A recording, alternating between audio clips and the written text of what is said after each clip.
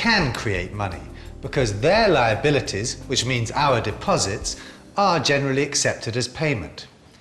But just how much money can they create?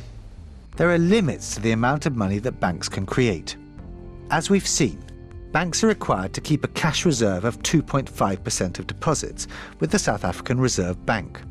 So each new loan is 2.5% less than the last, and this creates the limit on how much money banks can create. We can write it as follows. Cash reserves, R, have to be equal to 2.5% of total deposits, D. 2.5% is 2.5 divided by 100, or 0.025. To work out potential demand deposits, we have to do a little algebra. We know reserves, R, equals 0.025 of deposits, D. So, to work out D, we divide both sides by 0.025. And that leaves us with D is equal to 1 divided by 0.025 times R. And 1 divided by 0.025 is 40. Total deposits reflected in banks around the country can be up to 40 times larger than the actual cash reserves held by the Reserve Bank. So, a change in reserves can lead to a change in total deposits that is 40 times larger than the initial change. This then is our credit multiplier.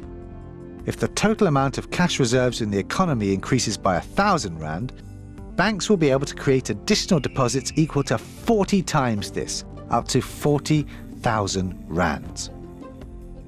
Tough economic conditions, spiralling debt and troubled markets could persuade the Reserve Bank to increase the standard cash reserve requirement to ensure that the deposits of citizens are more secure.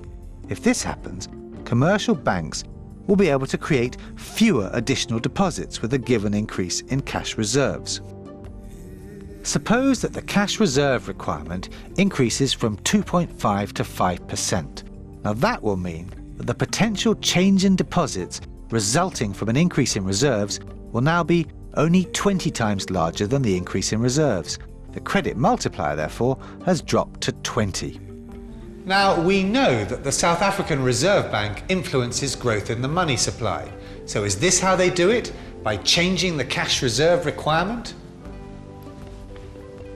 The answer is no. In South Africa and in most stable economies, the reality is that the cash reserve requirement does not change very often, and it is not used as a tool to influence growth in the money supply.